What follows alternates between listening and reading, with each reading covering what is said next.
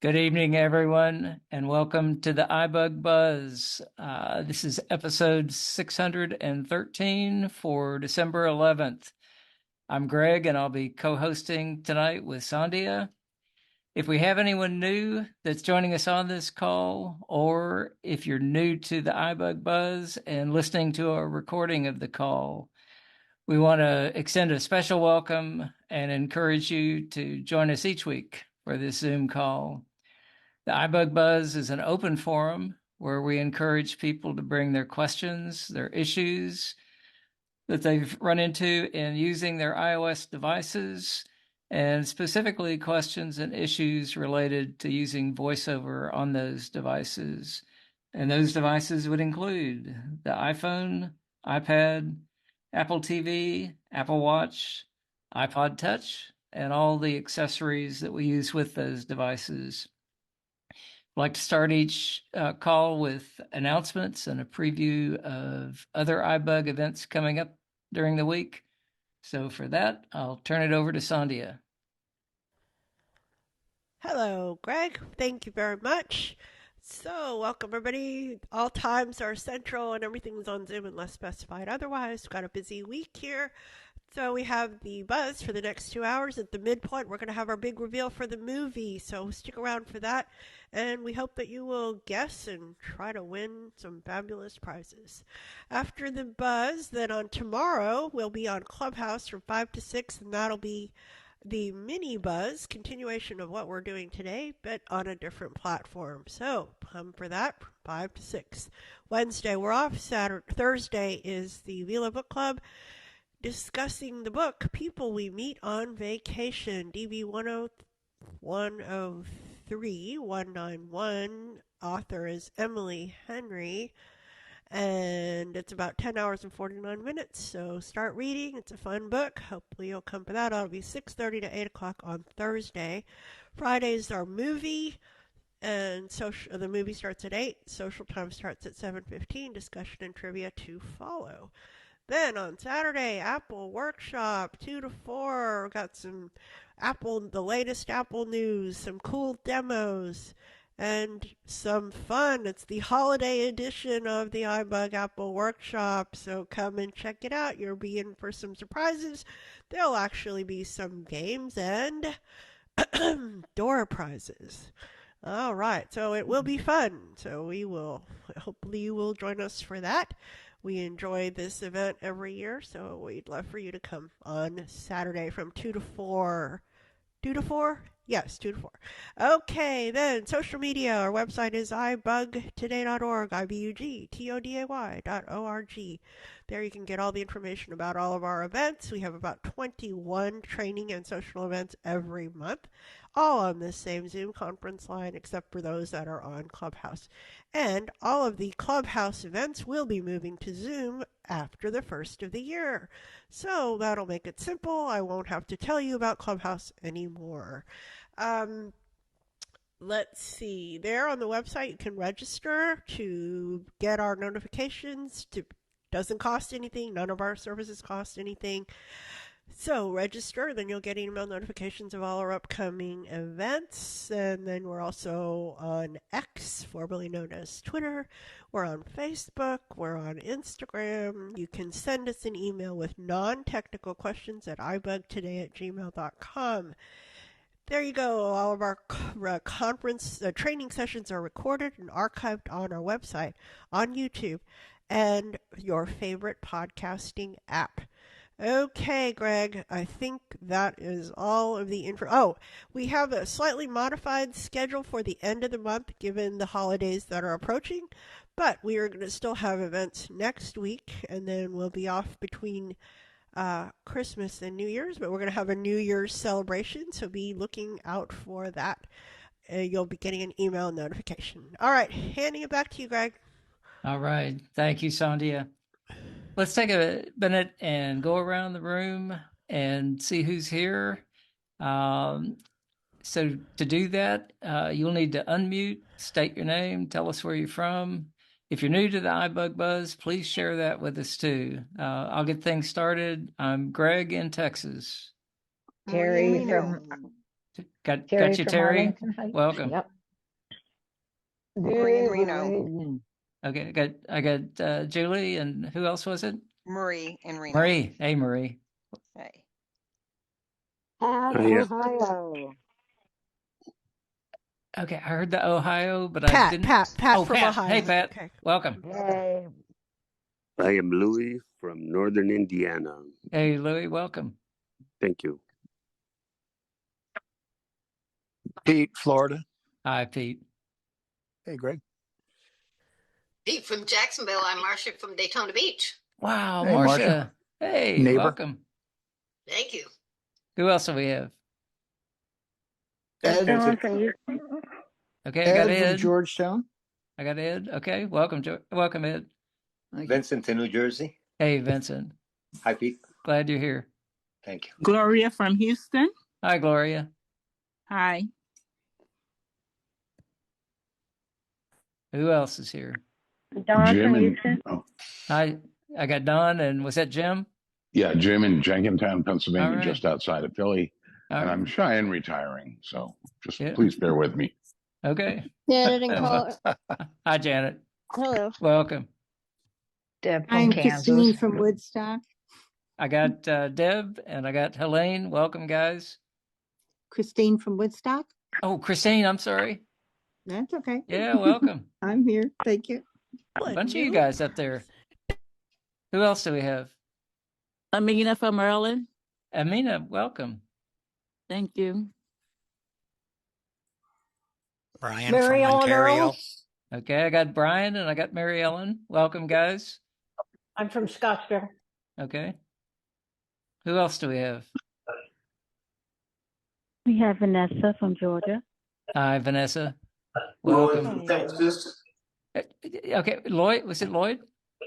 Roy from Texas. Oh, Roy. Hey, Roy. Howdy. Glad you could join us. Who else? Angelo in Ottawa. Hey, Angelo. And who else was it? Paul in Columbus, Ohio. Paul. Hey, Paul. Welcome. It's Brad in disbelief. Brad. All right. Who else we got? Jody in New Hampshire. Hey, Jody. Dee from Abraham. Southern Illinois. Hi, Abraham. D. Welcome, guys. Thanks. Anybody else? Sunday in Houston. Hey, Sandia. Okay, Sandia, did you hear anybody that was new? Yes, I think Miss Christine is new from Woodstock. Hello, Miss Christine. Christine, how did you hear about iBug or the iBug Buzz? From Helene Aptekar. Okay. And I've worked with Jody. All I right. heard is here. Good. All right. And what iOS devices do you use?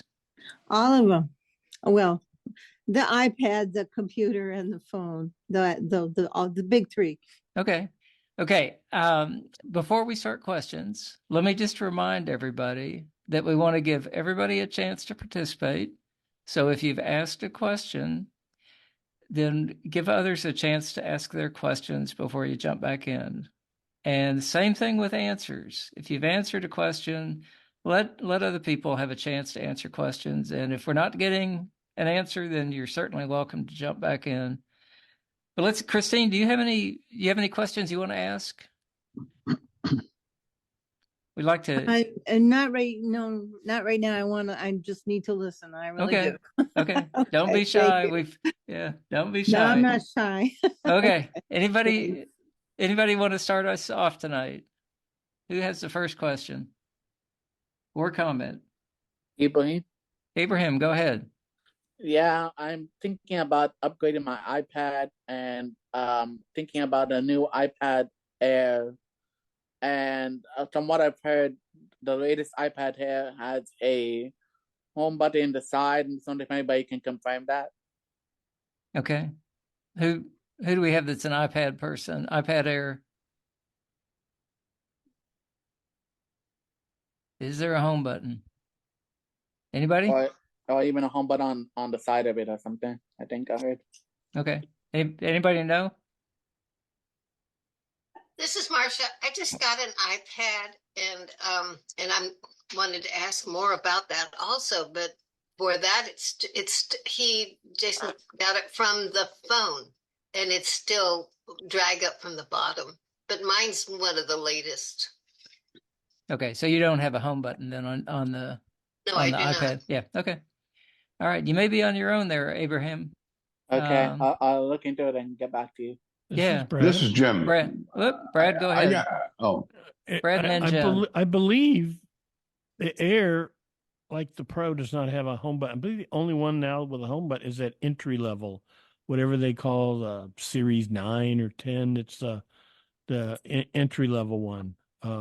But it's a pretty good one. Okay. And I believe Jim? that's the only one because I've been listening and they're talking about the next gen of that one may go no home button either. So that could be the end of home buttons on iPads.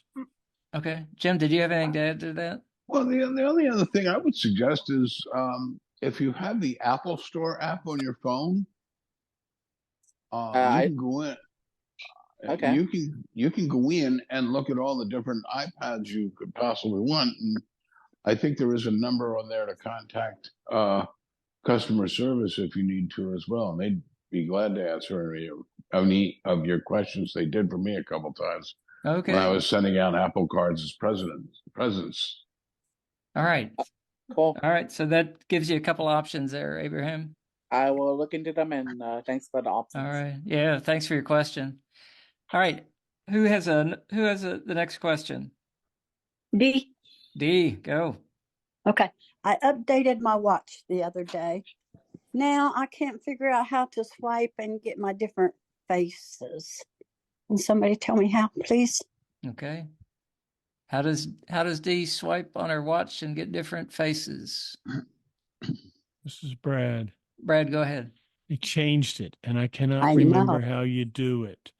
I You know wanna help, you can. Brad? I know you can open the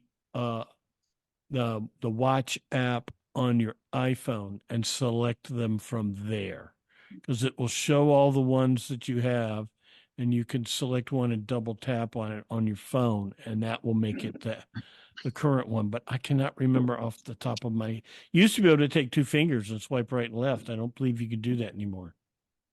This is D. Yeah, D, go ahead. Yeah, I was going to say, I asked Siri the other day, and I thought she said to tap and then swipe, but that doesn't work. This is Yeah. Brad. Now, I Did want you to be able try? to do it from my watch. Did you try doing a one finger double tap? Uh-huh. That might open it up. It seems to me that does sound familiar. Let me look at mine and see. Okay. Anybody else have experience with that since the update on the watch, changing faces? All right, let's let Brad research that, and let's go ahead and move on. Okay. Yeah, but we'll see if we can get back with you on that, D. Okay, Can who I else? ask a question? Janet. What was that, Vincent? No. Oh, I'm sorry. Who was Janet? that? I heard Janet. Who was before that? I'm Louis, but I'll go after Louis. Janet. No, go ahead, Louis. You Okay, spoke up so- first. Go.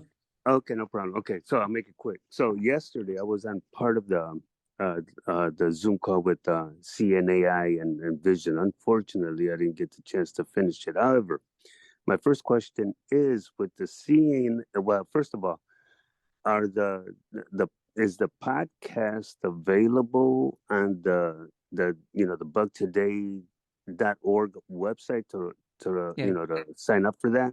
Let me answer that. It will be shortly. It's just a matter of getting it posted, but Right. and it may take a few days, but it'll be there. Okay, then my second question, if you don't mind, in Sure. regards to that, with the CNAI app, I know there was part of a discussion about it identifying pictures or being able to label pictures or what have you.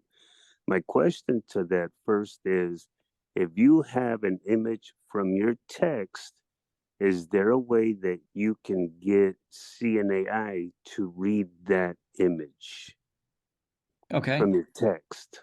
Okay. And you're talking about text like in an email or in a message? In a text message, yes. In a If text somebody message. texts you an image Okay. or a picture of some sort, is there a way to get CNAI to read it or Okay. describe it or however that works? And not Okay. that- Good question. All right. So This is if you get an Sasha. image or a photo, picture in a text message, can you get Seeing AI to describe that for you? This is Sandhya. Sandhya, go ahead. So I believe what you would do, Louis, is to save the image, to your camera. You can save it. It'll give you an option to save the picture.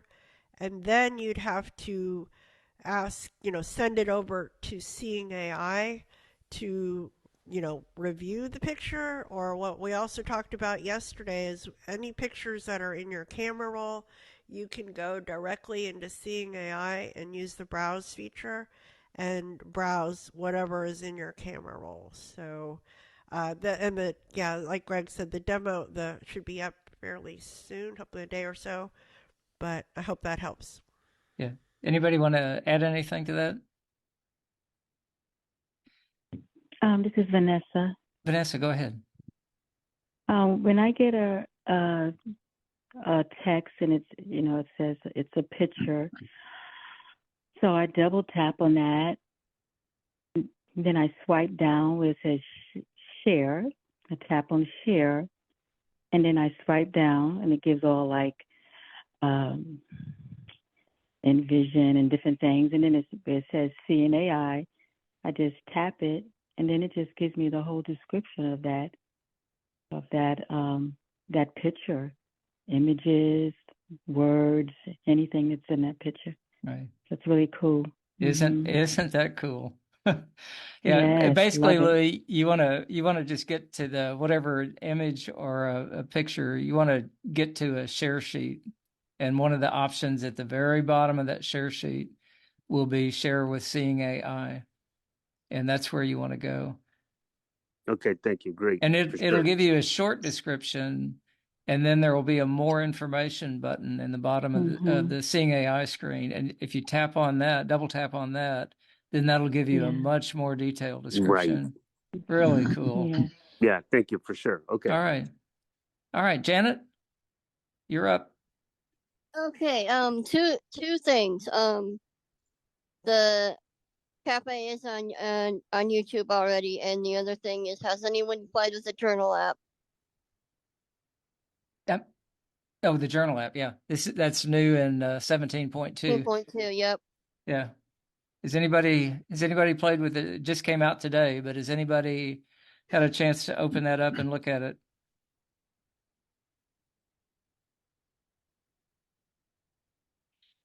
I opened the app just to take a peek at it, and I know there are, if you go into your settings app and then there'll be one of the sections will be Journal, and there are a number of settings that you can do where it'll prompt you for journal entries, or I forget what the other options are, but there are several options you can turn on in settings.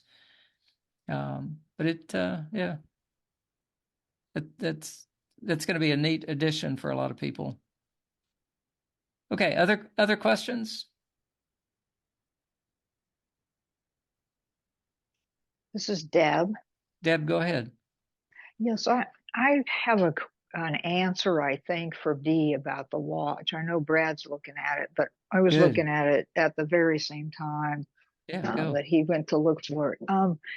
If you swipe down with one finger, you'll get, and this is after your screen's on, you'll get Notification Center, Control Center, widgets, and then there it says Customize Watch Face.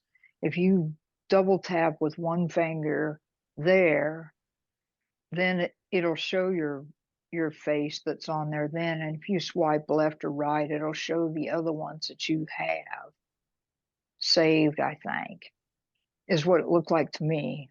Did that on my watch. Will it change the active face on the watch by doing that? This is Brad. I figured you double tapped and on it. Okay. Brad, what did you find? Yeah, that is exactly right. However, I have even better news. Watch OS 10.2 was released today. And in the release notes, one of the things it says is, and I remember them talking about this on the Apple Insider podcast, they have restored the ability to change watch faces by swiping across the face like it used to be. Now, I don't know if they're going to take it out of that rotation that, I'm sorry, I didn't catch who that was just talking. She said, because yes, you swipe on your watch face, you swipe down and you go through like we used to, like we have with Control Center, Notification Center. And yes, one of the things is customized watch face, which is actually, that used to be, how did you do that before? I can't remember. You could do it from the watch, but you switch your watch faces too. And probably you've kept going. I can't even remember now. We'll see after I install it. It's downloading right now, but Okay. anyway, they brought it back the old way. They have brought it back because a lot of people didn't like it. Okay. And I remember that discussion on the Apple Insider podcast. So That might be a good anyway. thing to come back to next week when people have had Yeah. a chance to update their watch software. Okay. Somebody have another question? This is Dee. Dee, go ahead. I just want to say a big thank you for checking that out. Hey, I just want to swipe across it with my two fingers the easy way, like it used to be. they keep changing things. I know. Thanks. Okay, let's move on. Another question. This is Vincent. Vincent, go ahead. My question has to do with the pencil. I gave my old iPad, a 6th generation iPad, to my granddaughter, and she lost the pencil. So my question is, if I purchase a new pencil, would that work with an older iPad? So will a new pencil work with an old iPad? Okay, who can enlighten us? I bet we don't have a lot of pencil users. Will a new pencil, the newest version of the pencil, will that work with an older iPad? This is Brad. I don't think so. Because I remember that was another discussion I heard him talking about on the Apple Insider podcast, was why are there so many pencils? And it was very confusing that there are so many pencils, and some work with some iPads, some don't work with some iPads. The one of them, the original pencil is still out there, and why? Because it still has a lightning port. Anyway, that was one of the a discussion I listened to was there's so many pencils and it's very confusing as to which one works with which iPad. And I would consult Apple support for that before purchasing a pencil. Make sure you know which pencil to buy to work with whatever iPad you have. Yeah, that's a good idea. Yeah, Vincent? thank you. Okay, good. Good question, Vincent. Okay, who else? Let's get another question.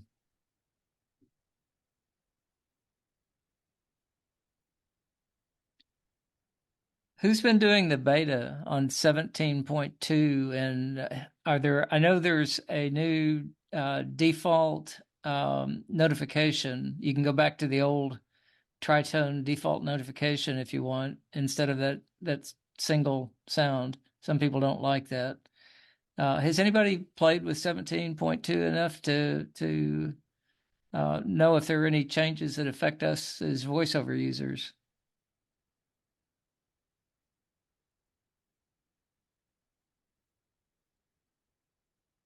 No?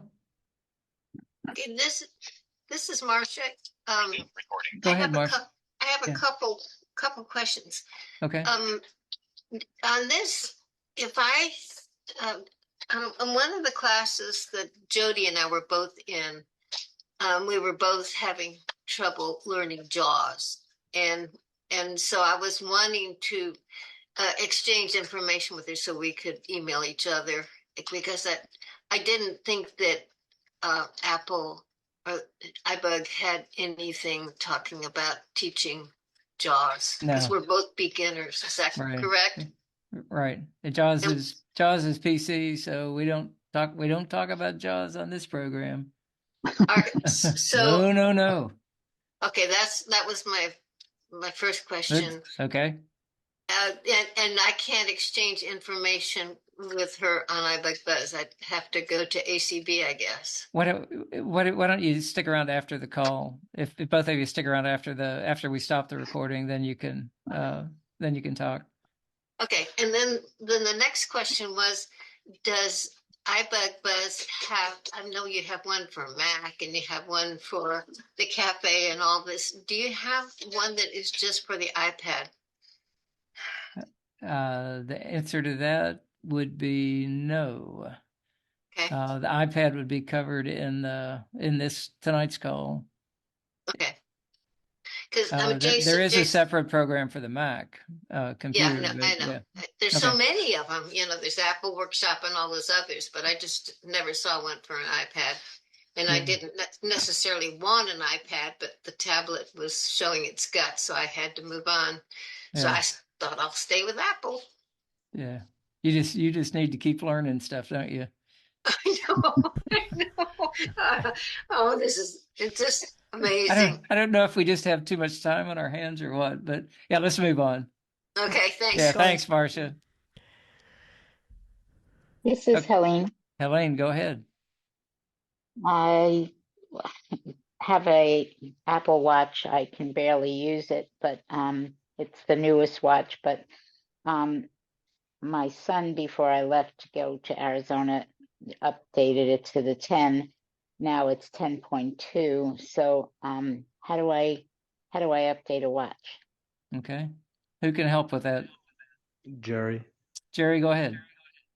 You go into your iPhone, go to the watch app, go into general, then go software update, and in there it is. Or you can do the same thing on your watch.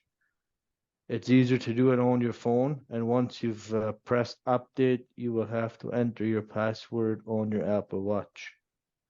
Okay. Then it will update automatically. And but you have to stay within range of your iPhone so it finishes updating. And once it's downloaded the software, you'll have to put it on the charger. And once it's on the charger, it'll finish, but your iPhone has to still stay around near it. Right. All right, good. Thank you, Jerry. This is Brad. Brad, go ahead. Did we get an answer to that notification alert sound question? Well, I was just making a comment that was something that it was added with 17.2 is the ability Correct. to go back to the old. And I just looked at my iPhone, which is just updated to 17.2 a little while ago. And when you go to sounds and haptics and settings, and you go through all the different categories, alert sound, new message, new mail, reminder, all those things. There's now a new one below at the bottom of all those. It says default notification. And mine said it was set to a tone called rebound. That's the new one. And when you double tap on it, there's a whole list of them. Now, I haven't looked at this in a while where some of these may be, there's a thing at the top about downloading old purchase tones, but that's something else. But anyway, there's a whole bunch of them in there now, and I played with some of them, and they're too short to be, I guess you could use them for message alerts. But anyway, there's a whole bunch in there, and you can now change your default notification sound. So check it out. Right. There are some new ones. If you want to go back to the old one pre iOS 17, then you have to go down and find the classic category and double tap on that. And then I think it's called Tritone, I believe. Yeah, I found it. You didn't have to go to classic. All right. Let's move on. Who has a new question for us? Marvin from Chicago. Hey, Marvin. Come on, we're listening. I'm considering getting my iPhone Pro Max, and I'm hearing a lot about this dynamic island. Does that benefit us? Okay. If so, how? Okay. Who has experience with the dynamic island? Anybody? Got people out there with. This is Sonia. Yeah, Sonia. Guys, I was trying to encourage people. I have the dynamic island on my phone. I have the Pro Max 14. Do you use it? Never. It's just it sometimes says microphone on, it's just, I think at some point maybe they'll start putting stuff in there, but for right now for me it's just a waste. This is Brad. Brad, go. Some apps will take advantage of it. a lot of the Apple native apps do, and some that don't. For example, the music app. If you're playing music, you will find well, there's an icon in there. Supposedly, it's like a music note, but I mean, I can't see it. But if you double tap on it, it opens up music controls. Same thing if you have the Overcast podcast player app. It's a third party, but it takes advantage of it. So it will do that too. And then there's other things like whatever Sonia was just saying, if your microphone is in use, there might be a microphone, I don't know what the icon looks like, but it says microphone. And I'm sure if you had it, you double tap on it and there's probably some controls for your microphone. So that's what it does. It's just a quick way of getting to certain things. Okay, Pete, go ahead. Just an observation. Each time we've asked about this and somebody's chimed in, it sounds to me like it's similar, but very limited to a control center, that it's got some of the same controls, the same items in it that the control center has. I think that's accurate. You'd have if you were like in an Overcast, you'd have a rewind, play, or pause and fast forward. Yeah. I use it for when I have a timer going. Then I can set a timer with Siri, and then I can scrub out of the timer. But that in the dynamic island, that it'll have the count on the timer, and I can be doing reading a book or doing something else in the meantime. So Jerry, go ahead. It is definitely accessible, but as far as I can tell, it's made mainly for. I know we can use it, it's accessible, but I think it's more or less for sighted people, because basically what you can do if you have your Google Maps open or Apple Maps, you can go into another app, and in that dynamic island, it'll still tell you your directions. I guess you can still go to it and tap, or just tap on it and it'll tell them to you, but a sighted person, if he's in a different app, he can still see the directions in the dynamic island. It is accessible, but to me, I'd say it's more or less for sighted people, because like I said, if you have another app open, a Google Maps or whichever app, you can see what's happening. You can see your next turn or things like that in the dynamic island. Brad, go ahead. I have some sight, and I'm telling you, the dynamic island is too small for even a sighted person to see any of that stuff in there. I believe that the icon is there, and it's a quick way to open, like I said, for the others. I have not tried it with the Google Maps or anything like that, but I would imagine that it would be a way to expand and open up something, but you're not going to be able to see anything that's in there. It's too small. Yeah. It would have little, they're very small icons that are in there. But like I say, you can touch it, and I've never had more than two of them in there at any one time, but you can touch it and swipe back and forth between the two that were in there, and then double tap, and it expands open to something that's maybe 2 inches, inch and a half by, like Pete was saying, it's the same for what I've used it for. I've seen the controls for the podcast or music or something similar. And yes, it's the same controls that are in the control center. It's just another way of getting to them. Right. It's just kind of a window into some of those controls without opening the whole app. It's a new feature that debuted last year on the 14 Pro and Pro Max, and now it's on all the 15 models. So it's a new thing, and more apps will take advantage of it as time goes by. Okay, Sandia is wanting us to move on. Yes. Okay, another question. This is Ray. Let's go with Ray.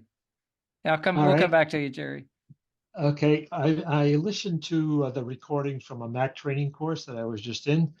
I don't know what the name of the app is, but there's a media timeline that you can use to adjust how far into the recording you are and to advance, etc. All right, so when it tells you that you can swipe up or down to adjust, and I can do that. It also says you can double tap and scrub, and that's what I don't understand. What is it a double tap with a single finger double tap, and what do they mean by scrub? Now, which app are you using? Are you using a podcast app? I'm not sure what the name of the app is. These recordings, when you download them, they go to the downloads folder on my phone. Okay. And then when I double click on a particular recording, this media app opens up. I'm not sure what the name of it is. Okay. This is Is Sri. your question what is the scrub gesture? Yeah. Okay. Who wants to? Sri, you want This is to Sri. take that? Yeah, I think what he's saying is it's a for the adjustable. It's a double tap and hold, and then slide left or right to slide the adjustable slider instead of flicking up or down. Okay. So you double tap, you tap once, and then again you keep your finger there, and you So go yeah, left. you double or right. tap and hold. You don't lift after the second tap, and then you Okay. slide left or right to move the slider. When you slide, are you going to hear how much time there is, or? Yes, you should. Okay. If you do it correctly, it'll say, you're going. The advantage of doing the double tap and hold and moving the slider is that you can move it in a smaller increment than flicking up or Exactly. down. That's what I'm after, but I'm having a trouble getting it to work, and Yeah. I'm not sure if I'm doing it correctly or not. Okay. Now the scrub gesture is a little different. Who wants to describe the scrub gesture and what that does? This is Pete. Pete, go ahead. Well, there is a definite scrub gesture, but before I explain that, if it's the slider that Sri is referring to and that I'm thinking of, when you flick your finger up and down, it advances and reverses the audio in increments, preset increments. They're usually, I think, measured out at 10%, roughly 10% of the they're pretty big, total they're length pretty big of the. increments. Well, yeah. hold up here. Let Roughly Pete finish. 10% of the total length of the video. Okay. But when you do the double tap and the hold, and yes, you keep your finger on the screen on that second tap, and then you slide your finger very slowly to the right, it will advance it in smaller increments. You don't always hear it as you're sliding, but when you lift your finger off, you'll hear it. It'll go up 1% or 2% or 3% or something like that. So you just kind of have to try that trial and error. Yeah. Now, the Okay, scrub excellent. gesture. Yeah. Tell us I'm real not quickly about the scrub gesture. I'm not aware of a scrub gesture in that type of a player, but a Right. scrub gesture is a keep your two fingers on the screen and kind of draw a letter Z, kind of a letter, print letter Z, if you're familiar with the regular alphabet, or a half a Z. You go right and then left, and that's the scrub gesture. And what it does is it reverses, it takes you back one screen from where you are now. So that's probably not what's going on in your player screen. Yeah. Ray, did that take care of you? Yes, thank you. Okay. Sure. All right. Let's go ahead and move on to another question. And Sri, let me ask you, there were some follow-up things from yesterday's cafe. Did you want to cover any of those? Sure. So I don't know if this was already talked about, but I did do a test where I took a picture from a photo. I took it 3 times and labeled it, and then I went and pointed the camera on my wife, and it did recognize it. Okay. And that was in Seeing AI, right? That's correct. That was in the Seeing AI people detect. Is it people identifier? Yeah. I think it's people or person. Yes. Okay. Was there anything else? That was the only Anything? question that I saw when I looked at the cafe yesterday. Right. The question that I brought up yesterday was on the Seeing AI app. You can get a description of a photo when you initially pull the photo up. You can get a brief description, and then you can tap on the More Info button and get a much more detailed description. But then you cannot make subsequent queries. In the Be My Eyes app, you can make subsequent queries to that detailed description. So just one of the differences in those two apps. This is Sri. Sri, go ahead. So after you ask the first question, does the text field, is it dimmed out to ask some other questions that relate to the image itself? Right. I don't believe there is a more information after it gives you that detailed description. I don't think you have an option for more information. That's what I was asking. Like if you take a picture of a menu, then you can read the whole menu. You can get VoiceOver to read the whole menu. Or you could tap on more information and say, tell me what the taco options are on this menu. But then if I decide, well, I don't want a taco, I want to know what the salad options are. I don't think you can go back in and do a subsequent query to find out, what the salad options are. You can do that in Be My Eyes. This is Sonia. Sonia, go ahead. Yeah, actually, you can. There is a capability. This part didn't make it into the recording, but so Brad you are able to go back and ask about taco options, chicken options. How do you do that? So you pick on the more info. That's what he did, where you ask the question. Yeah. I know, but I think that more info button, I don't know. I'll have to check. I think it disappears after that first query. Brad, go ahead. Well, when you hit the more whatever it says, more info, it brings up like a iMessage interface. Right. Okay, with an on-screen keyboard and just a little text edit field. And so you ask it a question, tell me about the tacos, and then you slide over and hit the send button, just like sending a text message, and it makes this little processing sound, and then you get your answer. And then you go, okay, that's cool. I don't want tacos. Tell me about enchiladas or whatever.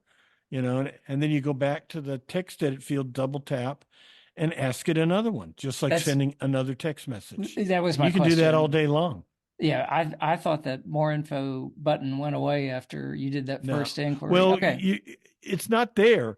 You're in this messaging interface. So there is a text edit field that you can type. Just imagine when you hit more information, you've opened up messaging. And you're messaging with the thing. You ask it a question, it gives you an answer. I want to ask another question. You tap on the edit field, either type or dictate another question, then send it. And then it processes and gives you an answer. Okay. I want to ask it. And you could just do that over and over and over and over again till you've had enough. And then there's a back button in the upper left corner, just like lots of other things. Okay. Right. I need to play with that some more. Yeah, let's move on. All right. Another question. This is Louis. Louis, go ahead. Yeah, we're changing the questions, right? Yeah. New question. So my question is, I recently signed up on the website for being a mentee for learning how to use my iPhone. Good for you. I'm sorry? Good for you. Yeah. Good job. So yeah, I appreciate that. And so my question is, what's the turnaround time to someone being assigned to work with me or, giving me direction with that? Because it's only been like a week now. So yeah. Terry Ann, are you on the call? Sandia? Yeah, this is Sandia. Yeah, we do have quite a backlog. I mean, so we have a limited number of mentors. They're awesome, and they're working as hard as we can. So it could be a month or more. Okay. So it's just be prepared for that. So, yeah, for sure. I am here. So as long as I'm on the list. Yeah, you're on the list. All okay, right. For sure. Thank you. Yeah, Terry Ann, you want to add anything? My intent this week is to send out an email to folks who have been waiting forever, just to let you know that we haven't forgotten you. And yes, but Sandia summed it up. We have way more mentees right now than we have mentors to serve them. And we hope to, solve that problem in the new year and get some more people who, we love having the mentees. We want people who are interested in learning to use their iPhones, but we also would love to have more people join the mentor side of things who have expertise in iPhone use and who could help out. So, all right, I think that's all I can say to that. Okay, hang in there, Louie. It's an excellent program. All right, who has another question for us? Dawn from Houston. Dawn, go ahead. I'd like to know, will the iBug have, or does the iBug have classes on, or will eventually have classes on, okay, once you get into an app, just for example, ATB, okay, once we get to the app, will y'all have classes on how to grocery shop, for instance? Or is that too invasive or too intense to teach on this call? Okay. Sri, you wanna take that? I'm sorry, what was the app that you were referring to? She's just asking if we have more deep dive kind of training on specific apps or specific how to, like grocery shop, for example. Apps we could use for grocery shopping. For grocery shopping, I don't know if we have that lined up, but we can definitely put it in our list of apps to consider. Right, but that is Dawn. That's what Sri does on the iBug cafes. Those are once a month, and he'll take he and other people that volunteer to do demos will take a deep dive look at specific apps. So okay, this is yeah, that's what I was Sonia, go wondering. ahead. Like once you get into the ATV app, will there be classes on how to actually just go grocery shopping? So Okay. that was my question.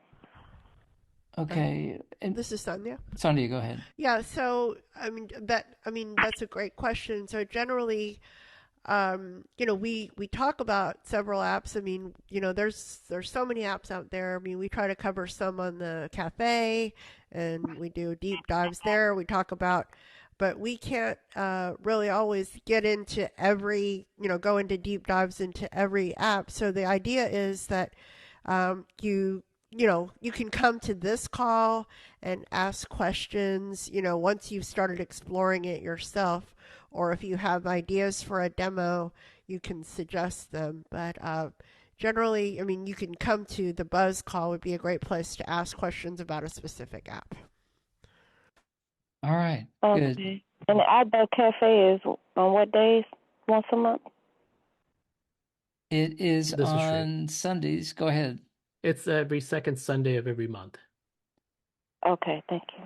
And You're it is in the afternoon, 4 to 6. Okay. Okay, thank you, Dawn. All right, how about another question? We still have a few minutes left. This is Paul. Paul, go ahead. Yeah, actually, this relates to a question somebody had a couple of weeks ago looking for sources for books, free books to download. Okay. And I ran into this a few days ago, is archive.org. And they have archives of millions of web pages plus thousands of books and music and movies. I don't know how easy it is to navigate. I haven't played with it yet much, but it's all, no charge, no cost. It's where copyrights have expired or whatever, but the person was looking for more sources of free books to be able to download. Okay, good. Thank you, Paul. Who has another question? This is Pete. Pete, go ahead. Along that same line, Greg, I used to use an app that was connected to my local public library, and I can't for the life of me think of the name of it. Does anybody remember that? I remember that it was replaced with Libby. Libby was one. There was Yeah, another. Libby's the one that they moved to from that other app, and I can't remember the name of it either. This is Ken. Ken, go ahead. Hey, Ken. There's one called Hoopla. Hoopla. Hoopla. Yep. We already know that. Okay. Libby. Hoopla, like and- HOOPLA. I'm a bad speller, but if you go to your local library, if you have a library card and they have access to Right. Hoopla, you can get it. They show TV shows. You could check out books Books, and talking the books, like. yeah, audiobooks. Yeah, audiobooks, yes, sir. Yeah. And Libby, there used to be a app called Overdrive, and Libby's kind of took over That's that. exactly. That's the one. That's the one I'm thinking of. Yeah. And most of the local libraries are using Libby now, I think. Hoopla, I'm not familiar with, but yeah. We'll have to... This is Pete. Pete, go ahead. I wanted to offer that up in response to whoever had the question that the other gentleman was answering. That was a really good app, and it had connection to any audiobooks in your local library system, which is usually pretty plentiful. So check out Libby, I would think. Yeah, thanks, Pete. Sure. All right, who has another question? This is Sri. Sri, go ahead. So just a curiosity question. So when I was doing the demo yesterday, I heard when I asked Siri to open settings, it said general. And, typically when you ask Siri to open settings, it'll say settings. But in my phone, it says general. And I wanted to see if other people are hearing the same thing when they ask to open settings with Siri. Is it landing on settings or is it landing somewhere else? Okay, who has experience with that? I know I've asked Siri to open voiceover settings, and I've gone straight to voiceover settings. Anybody have experience with that? Asking Siri to open settings, and it says general. This is Kenny. Mine, I just tried it on mine, and it said settings. It did not say general. Okay. But my only guess on that is when you open settings, somehow your focus may object to general. Right. I wonder if it would take you to the last place you've been in settings. Yeah, that's what I'm thinking. Okay. This is Sri. Yeah, Sri, go ahead. That was my guess too, but it's not. It's like, for me, it's always landing on general. And I'm running 17.1.1.2. And it used to land on settings, but now it just says general. Yeah. Just curious. Yeah. Thank you. Okay. Thanks, Sri. How about another question? This is Marty. Marty, go ahead. I think we talked about this before, but like I have a webinar that I want to listen to, and it's one of those like in the email is a password, and I can't get the characters of the password just by voiceover. It tries to pronounce it like a word. Is there a way to copy that password to the the clipboard or something, and then when I get in the website, I can just bring it from the clipboard? Yeah. When voiceover is reading it, does it just read part of the? It's reading the whole thing, but okay. I can't get. I can't get the. I need to get the characters individually so I can enter that password in the text field. Oh, okay. All right. Who can help with that? This is Jody. Jody, how about let's go to Jody. All right. Well, my favorite gesture when you're focused on the password, do a 3-finger quadruple tap, and that will copy it to the clipboard. Then when you go to the password field, you should be able to go to edit and then paste. Right, Marty, have you tried that? No, I haven't tried that. It's 3-finger. 3-finger quadruple tap. Yep. And then how do you paste? The same Then you gesture? go to the rotor and go to edit and swipe down till you hear paste, and then do a 1-finger double tap. Oh, okay. There's no gesture for paste in other words, No. 3-finger quadruple tap wouldn't bring it out of the clipboard. No, you have to go to the rotor, go to edit, Oh, and then okay. paste. Maybe that'll come in 17.3. Yeah. All right. This is Vincent. Yeah, Vincent, go ahead. Yeah. Also, what I do when I'm in either a text message or an email that has a link to a website, all I do is use a rotor to select links, and that will bring me to the link itself. I double tap on the link, and it will open the browser and take me directly to the website. Yeah, but this is Marty. This is not a link, Vincent. It's just a It's just a password. password. Yeah. Oh, I'm sorry. I'm sorry. Yeah. That's okay. It's okay. This is Sri. Sri, go ahead.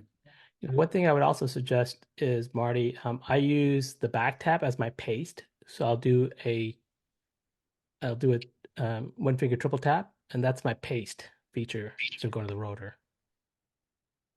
One finger triple tap pulls Yep, up a on the menu. back To, tap. pulls That's up a a back menu tap. to. Oh, okay. Yeah, Mhm. I've started using a back tap gesture, and I'm not having the kind of trouble that I used to have, where it was real sensitive, and it accidentally does what I've got it set to do. It's working pretty well for me. Yeah. So what do you double tap on that back tap or how does that Yeah. work? Go ahead, Sri. Yeah. So basically, in the back tap, you have two options. You can do a one finger double tap or a one finger triple tap. Oh, I've okay, got my okay. one finger double tap to go to the status bar and one finger triple Oh. tap as my paste. Oh, okay. Okay. You have to set those up in voiceover settings. Do you remember how to get there, Sri? I think it's voiceover. Is it commands? I think it's commands, and maybe Oh, at the very commands, bottom. okay. I think it's at the Yeah. very bottom. I've seen back tap before, so that's where you assign what you want to use it, like what you want to. That's where you set up what you want to assign to it. Right. Yeah, this is Okay. Sri. Sri, go ahead. It's going to, at a very high level, you just go to the back tap and then you double tap. It's going to give you a list of options that you can pick from. And whatever you find that you want the back tap to be assigned to, you just double tap on that and that'll assign it. Oh, okay. Yeah. All right. Okay. Yeah. I think we have time for one more quick question before This is Jody with halftime. another comment. Jody, go ahead. You can also set the back tap under the touch gestures and accessibility touch. Okay. You're saying that's where the back tap No, is there's two different places where you can set it up. Oh, okay. All right. That's the second place where you can set it up. Okay, good. Thank you, Jody. Sandhya, how we doing? 7:59. You want to go ahead and go to halftime? All right. Yes. Thank you very much, Greg. Yeah. Thank you, everybody. That's a lot of good questions. Yeah, very good. Okay. So now we will go around and say hello to anybody that didn't get to say hello the first time around. Please say your name and where you're from. And if this is your first time calling in here, let us know that too, please. Who'd like to go? Sri from Virginia. Hey, Sri, welcome. Alice from Alabama. Hello, Miss Alice. Hello. Who else? Anybody? Dana, Cincinnati. Hello, Dana. How are you? Good. Okay. Keep going. Anybody else? Marvin from from Humboldt. Chicago. Hey, Marvin. Welcome. Linda from Mumble. Hey, Linda. Hey. Hey. Anybody else? Okay. Going once. Going twice. Kathy from Tulsa. Ah, she made it just under the wire. Welcome, Kathy. Chrissy and Okay. TX. Hey, Chris and DX. All right. David from Houston. Hey, David. Welcome. Anybody else? Okay, that's enough. All right, so we are going to get ready to find out what our movie is for Friday. iBug Night at the Berkshire Movie starting at 8 p.m. Social time 7:15. We have Name That Tune, silly jokes, bad jokes, good jokes, everything in between, general silliness, and then we have a discussion and trivia to follow. So come check it out. We don't know what the movie will be. We'll find out hopefully in the next 15 minutes. And with those incredible clues, we have our very own iBug Guy. iBug Guy, are you out there? Here comes Santa Claus, here comes Santa Claus, right down Santa Santa Claus Claus way. He's got a bag Here comes that's Santa filled with toys for boys and girls again. You're not Elvis. Yes. Ho, ho, ho. are here once again. And what a wonderful crowd out there. Glad all you guys could be here to see me. All right. We do have some wonderful clues, as Miss Sandia, VP, said. But first, Oh no. guess what? No. Hopefully everybody got their hairspray this week. Get ready. Couple of more uses for hairspray that you probably didn't think about. First, well, yeah. Continuing our saga of hairspray uses. For all you pet owners out there, you probably know it's sometimes hard to get the vacuum and the mops and cleaning up all that pet hair and on other surfaces. Well, just take you a cloth, spray you a layer of hairspray on it, and it wipes up that pet hair like magic. That's a good idea. Do not spray it on your pet. Second, if sometimes you get some new shoes and they kind of slick and sliding around a little bit, we'll just spray a layer of hairspray on the bottom and you will be amazed at the traction you will have. There you go. 2 more uses. Try that on the ice. Plastic hairspray. All right, let's get to it. It's now time for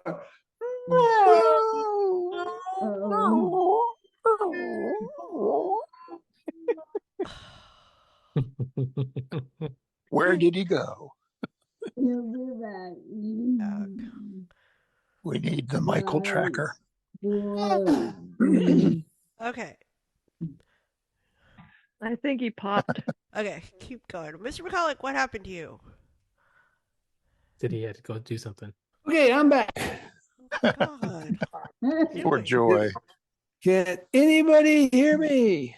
Yes. Yes. Oh, unfortunately, you can hear me. All right. 5 wonderful clues. You get 1 guess per clue, and you must, yes, you must say your name first before guessing the title of the movie. Clue number. 1 clue. 1 guess. Oh, you get 1 guess per clue. Yes, that's another rule. And we got lots of new people out there. We want to have everybody playing.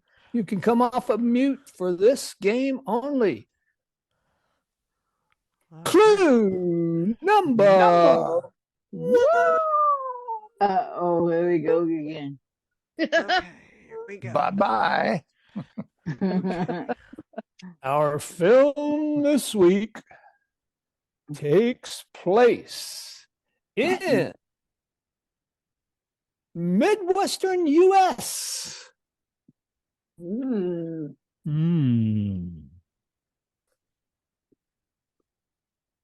Okay, next. This is Shree.